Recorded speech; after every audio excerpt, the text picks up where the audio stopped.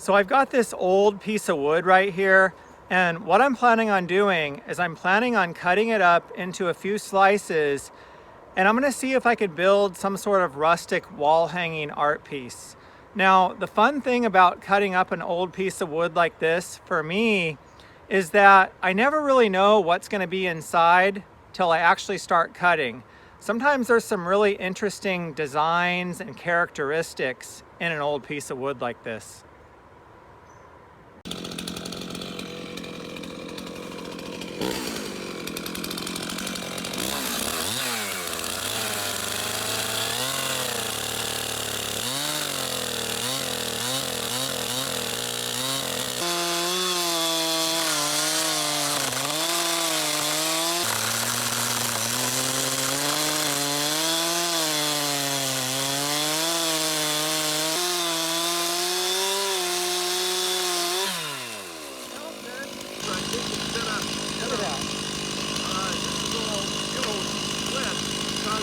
What the hell is that? Did they start up here? I don't know. I didn't see any nail. I didn't see it in the top.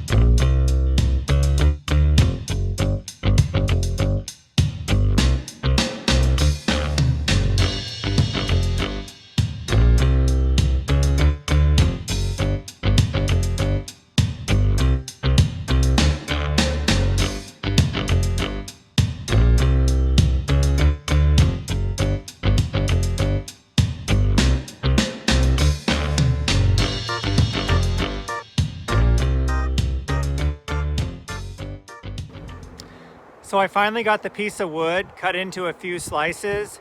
Now, this project got off to a bit of a rough start. So the first thing that happened is I hit this nail right here with the chainsaw.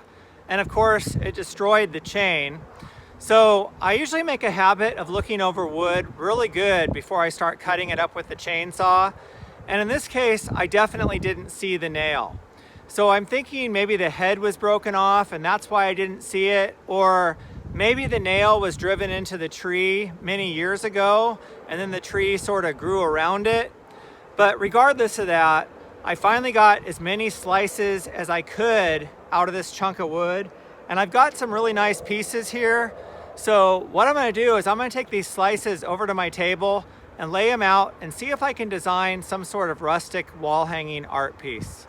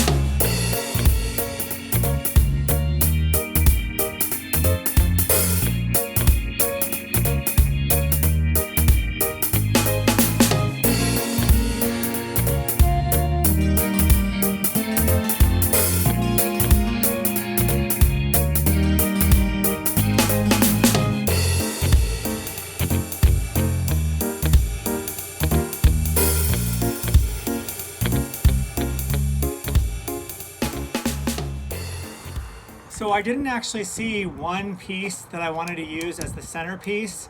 So I've decided that I'm going to make a centerpiece out of these two pieces right here. Now, I hear the strangest sound right now. I actually hear this wood crackling. So I assumed that the piece of wood was fairly seasoned when I cut it into slices, but it must still have a bit of moisture in it because I actually hear the wood crackling, so it must be still drying out. So that should make it interesting when I go to cut these pieces. You know, they may not cut very well at all. They may actually end up breaking into several pieces when I go to cut them. Because of this crackling, you know, some of these cracks may actually cause the wood to split and break. But I guess I'll find out soon enough because I'm gonna start cutting them right now.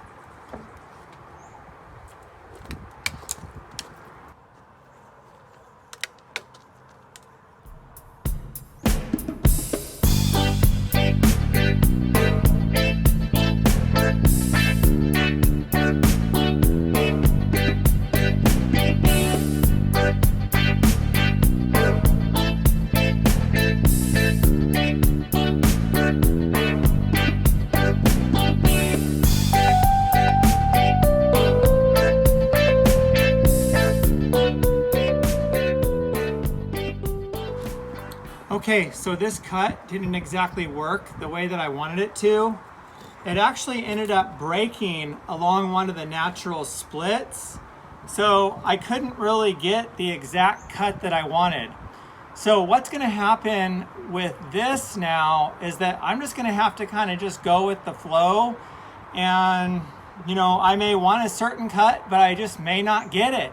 So I'm gonna have to adjust the piece and just adjust things accordingly to try to make this piece work out the best that I can.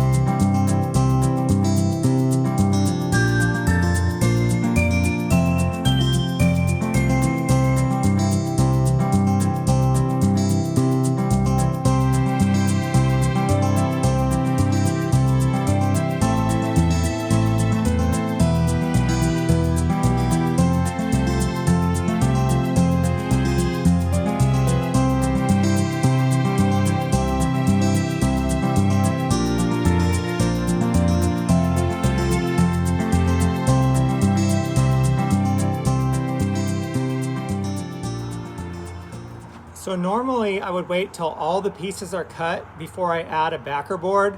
But in this case, what's happening is that every time I need to add a new piece, I have to elevate all of these pieces and then slide the new piece underneath, then trace the line before I can cut it.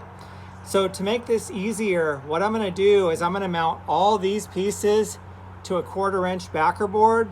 That way, when I go to add other pieces, I can lift this one piece, set them on top of that piece, trace the line, and then cut it and add more pieces. So before I do that, I'm just gonna give these a quick grinder sanding just to kind of smooth them out before I mount them to the backer board.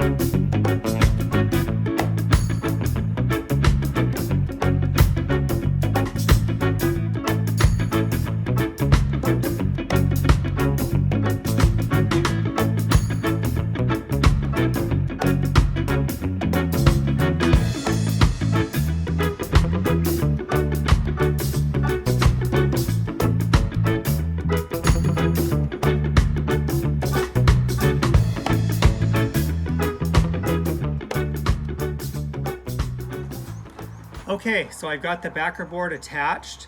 So it's getting a little late in the day. So what I'm gonna do is I'm gonna pack it up for now.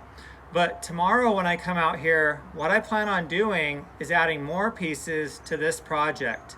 And now it'll be a lot easier because all I have to do is just lift this up, slide a piece under, mark it, cut it, and then once I have the rest of the cuts made, what I'm gonna do is I'm gonna cut one more backer board and then attach all those pieces to this piece here.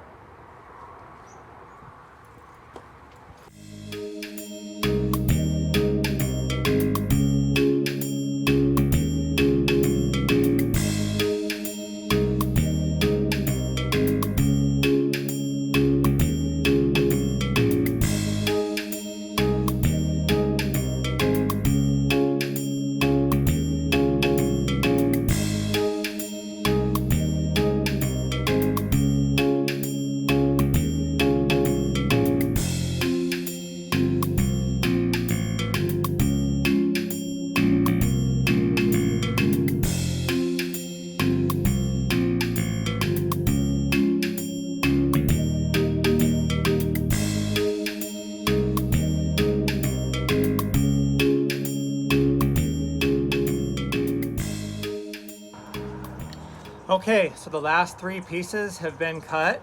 So the next thing I'm gonna do is I'm gonna put a 3/8 inch backer board behind all the pieces to hold everything together.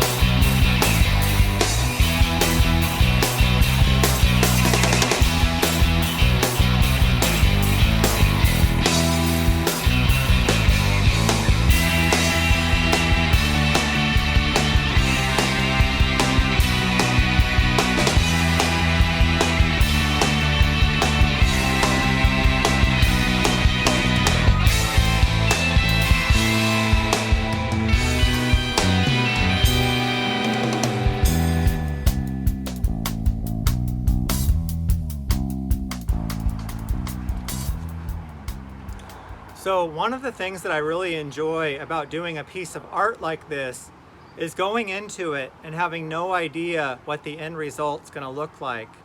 So as an artist, I do quite a bit of painting. So for example, if I start the day and I know that I'm gonna paint a picture of my house, then I'll know that at the end of the day, what I'll have is I'll have a picture of my house. Even though I don't know exactly what that painting's gonna look like, I'll have a pretty good idea of what the end result's gonna be. But what makes this type of artwork different is that when I go into it, what I have is I have a chunk of wood. But what I have no idea of is what that wood's gonna look like when I cut it up into slices. And I also have no idea what the finished piece of art is gonna look like. So I guess I just have to put a lot of trust in the wood, whereas if I can just put the pieces in the right places, then everything's gonna work out and then I'll have an end result that I enjoy looking at. So anyway, I hope you guys enjoyed this video and good luck on your next woodworking project.